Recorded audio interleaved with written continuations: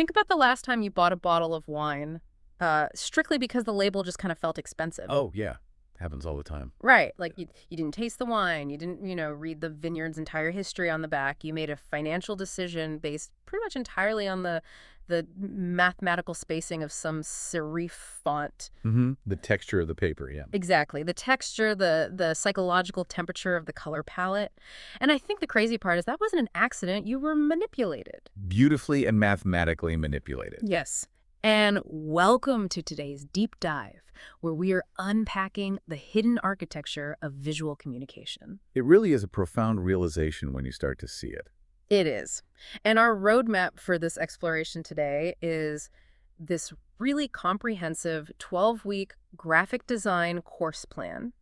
It's written by Isaac Steve Akwa, who is the CEO and creative director of Maestro Graphics Studio. And our mission today is to kind of look past the aesthetics for you, the listener.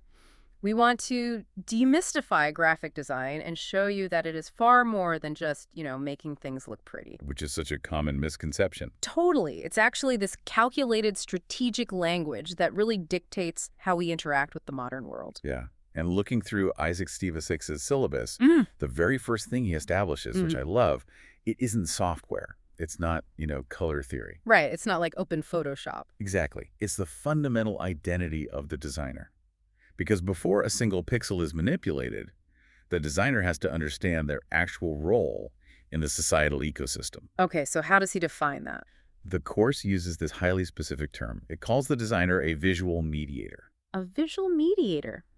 That kind of completely shifts the perspective, doesn't it? It really does. It pulls the discipline away from, fine art. Right. And places it squarely in the realm of mass communication. Yeah, I love that because in our current, information economy, you have abstract concepts, massive data sets, corporate values, and to the average consumer, that's basically a foreign language. Oh, completely incomprehensible. So the designer is kind of acting like an interpreter at the United Nations of Commerce. That's a great way to put it. They're handed this dense, abstract language from a brand, and they have to compress it, right, translate it into a visual heuristic that the public can just instantly digest. But that translation process is incredibly perilous. Oh, I bet. Because, think about it, when you are compressing a 50-page corporate ethos into, say, a single logo. Yeah, or just a cohesive brand identity. Right. There is massive room for misinterpretation. The choices you make regarding typography, spatial relationships, visual hierarchy, all of that shapes public perception. So the designer really holds the ultimate responsibility for whether a message lands clearly or just kind of devolves into noise. Exactly. Which, that brings up the obvious question of how that translation is actually governed, because you can't just have a designer sitting in a room guessing what the brand wants to communicate. No, you definitely cannot. And the course emphasizes that this entire process begins with a creative brief. Right. And it frames the brief not just as some, casual intake form. Yeah. It is the absolute architectural blueprint of the project. The blueprint, meaning it's a contract, basically. It is the contract of accountability. Yeah. It forces the translation process out of the realm of just subjective feeling and into objective strategy. Because it explicitly dictates the target demographic, right? Yeah. The psychological tone. Exactly. Does the brand need to project austere luxury or, disruptive innovation? It dictates the budget, the technical deliverables, all of it. So without this blueprint, the work is just decoration. It's art for art's sake. But with the brief, the design actually becomes a quantifiable tool. It establishes traceable logic. Like if a client looks at a layout and says, this feels too rigid, we want it to be more playful. The designer isn't just defending their personal artistic taste. Right. They can just point directly back to the creative brief and say, well, the agreed upon target audience is high-level financial executives, and the mandated tone was secure and authoritative. Precisely. The brief anchors the creative execution right to the business objective. So it acts as a necessary constraint. It does. And the course actually draws a very firm boundary, showing where that constraint ends and where another discipline begins. Oh, between design and marketing. Yeah. It makes this vital distinction between graphic design, which is visual art and structural framework, and digital marketing, which is the operational strategy. Okay, let's actually pressure test that boundary for a second. Okay, let's do it. Because the course outlines digital marketing as The data analysis, the SEO, the campaign targeting. Right. If marketing is the strategy, the data, the algorithms, and we live in an era where AI tools can just automatically generate like thousands of A/B tested ad variations based on real-time data. I see where you're going with this. Isn't the graphic designer essentially becoming a replaceable cog in the digital marketing machine? Like, if the algorithm knows exactly what layout gets the click, the designer just seems like a temporary plugin. It's a compelling argument, sure, but it fundamentally misunderstands what an algorithm optimizes for versus what a brand requires to actually survive. How so? Well, an AI tool or a digital marketer, they're optimizing for the immediate conversion, right? The click. Yeah, the instant metric. But if every brand uses the exact same algorithm to optimize their layout, Ah, what happens? oof. Everything just looks exactly the same. The entire internet homogenizes. Every ad blends together. The graphic designer is the entity optimizing for identity. Ah. They are entirely responsible for brand consistency. That is a crucial distinction. It's like the algorithm drives the car, but the designer actually builds the vehicle. That's a perfect analogy. Yeah. Because without the designer's visual hooks, the marketer's data has no mechanism to build long-term trust. Right, because a digital marketer might push content across a website front end, an email newsletter, a random social media story. And a massive billboard on the highway. Yeah. And the designer is the one ensuring that no matter where you, the consumer, encounter this brand, the visual language is instantly recognizable. The color temperature, the typographic tracking, the spatial balance, it all forms a cohesive, trusted identity. And if that visual consistency breaks down across platforms, you just kind of subconsciously lose trust in the brand. Regardless of how perfectly targeted the marketing data is, exactly. So the designer is really the guardian of the brand's persistent reality across all these chaotic digital spaces. They have to be. And to execute that level of psychological consistency, the designer has to master the underlying physics of the medium. Which brings us to the technical stuff, because we've all experienced the absolute headache of moving from like the infinite mathematical playground of an Illustrator vector into the restrictive pixel-bound reality of a Photoshop raster. Oh, it's brutal. But what's fascinating in this syllabus is how it frames that transition, not just as a technical step, but as the moment a pure idea has to compromise with the physical limitations of a screen. Right. Mastering the medium requires understanding that friction. Graphic design relies on two entirely different architectural languages. Vectors and rasters. Yes. Vectors are built purely on mathematical equations. They use geometric paths. So Yeah. lines, curves, polygons, anchor points. Okay. Because the software is continuously recalculating a mathematical formula to draw the shape, vector graphics are completely independent of resolution. If we elevate the metaphor here a little bit, working with a vector graphic is kind of like possessing the pure genetic code of an organism. I like that. Because you have the foundational math, right? You can grow that organism to be the size of a postage stamp, or you can scale it to cover the side of a 50-story skyscraper, and the edges will remain flawlessly sharp. Because the math just scales. Exactly. Whereas raster graphics, on the other hand, are like taking a Polaroid photograph of that organism. That is an excellent way to conceptualize it. Raster graphics are bound by the grid of pixels captured at the moment of creation. Right. So if you attempt to stretch that Polaroid beyond its original data set, the software can't magically invent new genetic information. To stretch is what's there. It simply enlarges the existing pixels, resulting in severe degradation. You get those blocky artifacts. That fundamental division totally dictates the workflow. Like, a corporate logo, the central pillar of a brand's identity, must exist as a mathematical vector so it can survive any physical application. Exactly. But the nuance of a photograph requires the granular data of a raster grid to capture the subtleties of shadow and light. Right, right. But you know, that friction between math and grid is nothing compared to the violent collision between digital light and physical ink. Oh, the transition from the screen to the printing press. That is where many designs completely fall apart. Because of the color modes. Yes. The course meticulously breaks down the physics of color modes, specifically RGB versus CMYK. This dictates where design is permitted to live. Think about it, right? Why does that vibrant, glowing neon app logo on your phone suddenly look like a muddy, depressing puddle on a piece of direct mail you just pulled out of your mailbox? It's a failure to respect the physics of subtractive color models. Break that down for us. RGB versus CMYK. So RGB red, green, and blue is an additive model used strictly for digital screens. Your phone screen is actively emitting light directly into your retinas. But the physical world doesn't emit light, it reflects it. Right. Paper is a reflective surface.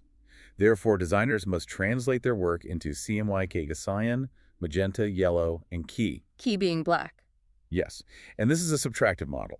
When ink is applied to a white piece of paper, it is physically absorbing or subtracting specific wavelengths of the ambient light in the room. So it's only reflecting the desired color back to your eye. Exactly. The implication of that is massive. A designer working on a backlit monitor has access to a massive gamut of glowing colors. Millions of them. But if they fail to mathematically crush that color profile down into the much narrower physical constraints of CMYK ink before sending the file to a commercial printer. The printing press simply cannot reproduce the light. Right. And the final product comes back dull and inaccurate, entirely compromising that brand consistency we were just talking about. You are literally translating energy into matter. That requires rigorous mathematical conversion. It's wild to think about it like that. And the Maestro graphics syllabus explores how these rigid technical rules, the math of vectors, the physics of pixels, the emitted light of RGB, the absorbed light of CMYK, how all of that applies to real-world applications. Let's actually look at how that plays out, starting with logos, Yeah. because the course categorizes a distinct taxonomy here. Yes, the three main types. Right. You have word marks, which rely entirely on typography, like the Google logo.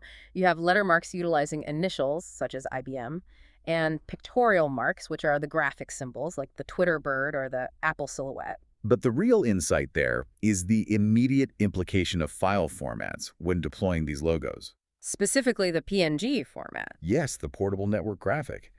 The primary utility here is transparency. Right. When a brand's logo is deployed in the wild, say, layered over a complex hero video on a website landing page, it cannot be bound by the solid white or black rectangular background inherent to a standard JPEG file. That would look terrible. It would. Ugh. The PNG format supports an alpha channel, which allows the mathematical vector we discussed to sit seamlessly over any rasterized background without disrupting the visual ecosystem. It's a tiny technical detail, but it basically dictates the entire aesthetic viability of modern web design. Absolutely. And this level of granular control over the viewer's experience scales up significantly when the course tackles magazine layouts. Oh, this is where the designer acts as a psychological conductor. Right, using something called a modular grid. Yes. They utilize the modular grid to maintain absolute consistency across dozens of pages, establishing a rigid visual hierarchy. So the grid is basically an ocular track. That's a great term for it. Yeah. It is designed to subconsciously dictate exactly where the human eye lands first, second, and third. And you can see the brand's core ethos reflected in how they manipulate this grid, right? Like the course provides stark contrasts. The magazine examples are perfect. Yeah. Consider National Geographic. They utilize extreme minimalism and vast expanses of negative or white space. The design intentionally recedes to elevate the impact of the photojournalism. The layout completely gets out of the way of the image, but then conversely, you look at a publication like Wired. Oh, they weaponize the grid. They do. They use aggressive experimental typography that breaks the traditional column structure.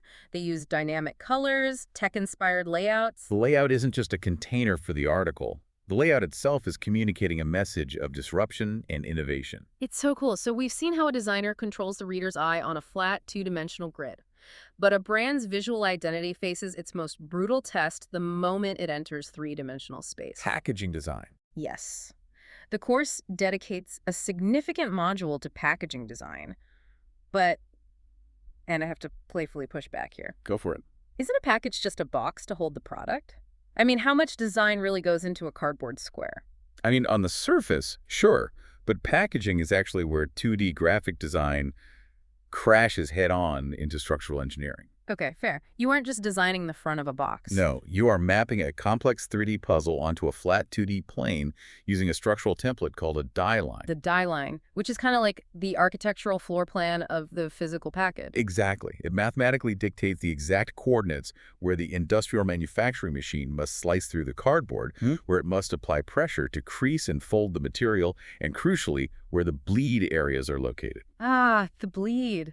The concept of the bleed is such a perfect example of design anticipating physical failure. Right, because the bleed is the artwork that extends intentionally beyond the mathematical cut line. So if a designer creates like a cereal box and stops the artwork exactly at the edge of the die line, They are assuming the factory's cutting machine is going to be flawless to the microscopic level, which never happens. Right. If that blade is off by a single millimeter during a production run of 1 million boxes, every single box will feature a glaring, ugly white border of unprinted cardboard along the edge. It would be a disaster.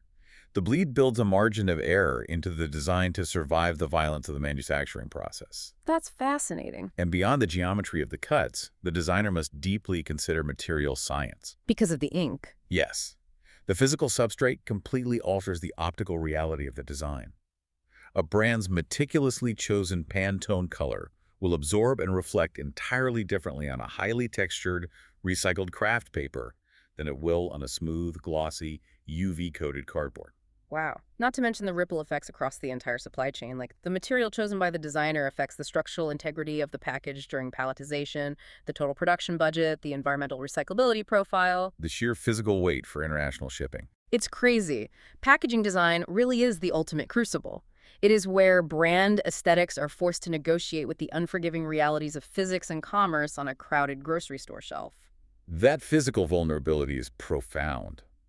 But, that vulnerability extends even further when we introduce the element of time. Which brings us to the final major segment of the course, motion graphics. Exactly, when a brand identity has to move. And we are living in a video-first ecosystem now, taking traditional design principles, typography, spatial balance, color theory, and injecting them with temporal velocity requires an entirely new vocabulary. It does. The course explores software like Camtasia and CapCut, but what is truly fascinating is the highly specialized jargon of television and broadcast graphics. Yes, it sounds less like art and more like military or carpentry terminology. It really is a vocabulary born of utility. Take the Chiron.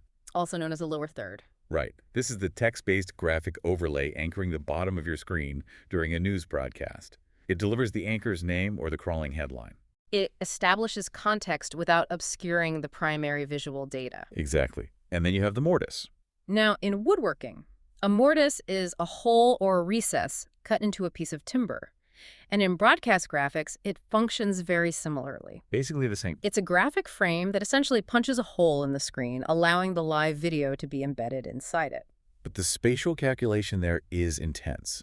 A designer has to build a mortise that accommodates the aspect ratio of the live feed without distorting the footage or crowding out the surrounding informational graphics. It is pure spatial management. And then, maybe my favorite one, there is the manipulation of attention, best exemplified by the snipe. Ah, the snipe. It's that small, usually animated graphic that pops up in the lower corner of the screen for brief informational purposes, like promoting the next television program. Yes. A snipe isn't just a pop-up ad. It is a masterclass in peripheral psychology. Exactly. The designer must calculate the precise amount of kinetic energy required in the bottom quadrant of the screen to trigger the human eye's evolutionary reflex to notice movement. So it has to be dynamic enough to pull your focus away from the main narrative for a fraction of a second. But it must resolve and disappear quickly enough that it doesn't cause active frustration or prompt the viewer to change the channel.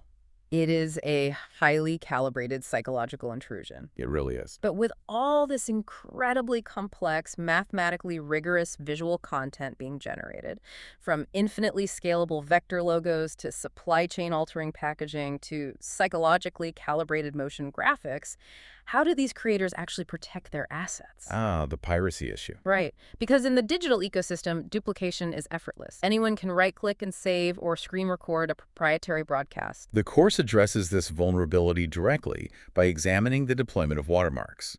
It is a constant mathematical arms race between creators and piracy. And the designer is the one armoring the files. Now, when most people think of a watermark, they picture a static, highly intrusive brand logo plastered across the center of a stock photograph, completely ruining the viewing experience. Right, the old school watermark. But the technology has evolved far past that blunt instrument. The modern approach is highly sophisticated. Like dynamic watermarks. Yes. These utilize semi-transparent typography that actively roams across the video player. In highly sensitive corporate environments, these dynamic watermarks are programmed to display the specific IP address or the employee email of the individual currently streaming the video. Wow. So it serves as an immediate psychological deterrent against screen recording and leaking confidential internal communications. Exactly. You're not going to record it if your own email is bouncing around the screen. True. But the true cutting edge is the invisible watermark, isn't it? Oh, absolutely. These are digital mathematical signatures inextricably embedded into the genetic code of the video or image file itself. So you cannot perceive them with the naked eye. The visual experience is entirely pristine. But specialized tracking software continuously crawls the internet, detecting these mathematical anomalies That's incredible. It allows brands to track exact instances of copyright infringement, trace the origin of a leaked file, and accurately monitor global viewership numbers even when a video has been ripped and re-uploaded outside of its native platform. because the math survives the compression. Exactly. It demonstrates that the designer's role extends far beyond the moment of creation. They're engineering assets that must independently survive, function, and defend themselves out in the hostility of the open internet. It completely reframes everything we've discussed today. Let's actually take a step back and look at the sheer scope of this discipline based on the Maestro graphics curriculum. It's massive. It really is. We started with the designer acting as a UN-level visual mediator, utilizing the creative brief to lock abstract corporate goals into a contract of traceable accountability. We examined how they construct the vital architectural vehicle for digital marketing data, ensuring brand consistency across platforms. We navigated the friction between infinite vector mathematics and resolution-bound raster grids. And the physics of crushing the emitted light of RGB screens into the light-absorbing reality CMYK ink. Right, we tracked the human eye across the ocular track of a magazine's modular grid. We mapped 2D math onto the structural engineering and material science of a 3D packaging die line. And finally explored the peripheral psychology and mathematical armor of motion graphics. It's just graphic design is not simply picking an aesthetically pleasing font. It is a rigorous, highly interdisciplinary pillar of modern mass communication that synthesizes behavioral psychology, structural engineering, and computer science. It is the operating system of our visual culture. It really is. Yeah. And I want to leave you with a final thought to ponder, based on a little detail tucked away at the very end of Isaac Stivaca's course material. The syllabus reveals the official motto of Maestro Graphics Studio. Right, the motto. The motto is imagination alone. Imagination alone. It feels almost counterintuitive after the journey we just took. Right. But it is a beautiful, deeply poetic paradox. Think about everything we just unpacked. We spent this entire deep dive establishing that graphic design is bound by incredibly rigid, unforgiving constraints. So many constraints. You are trapped within the calculating paths of a mathematical vector. You are confined by the unyielding grid of pixels in a raster image. You are strictly limited by the physical light absorption of CMYK ink. Exactly. And you are literally fenced in by the cuts, folds, and bleed lines of structural packaging. The discipline is defined by its boundaries. And yet, those boundaries are precisely the mechanism of delivery. Exactly. It is because of these strict, unyielding constraints that pure imagination can actually be communicated to the masses at scale. Without the mathematical vector, the idea degrades. Without the modular grid, the idea is chaotic noise. Without the die line, the idea remains flat. The rigid rules are not the enemy of creativity. They are the conduit that allows the magic to survive the journey from the designer's mind into your reality. The constraints are what make the imagination legible. Beautifully said. So, the next time you are standing in the grocery store aisle looking at a box of cereal, or you glance at a simple 3-second weather graphic on the morning news, or you hold a textured wine bottle in your hand, take a second. Look closer. Ask yourself, what invisible mathematical paths, what psychological color constraints, and what structural die lines are secretly guiding my brain right now? Because once you see it, you can't unsee it. Because once you see the hidden architecture of visual communication, you will never look at the world the same way again.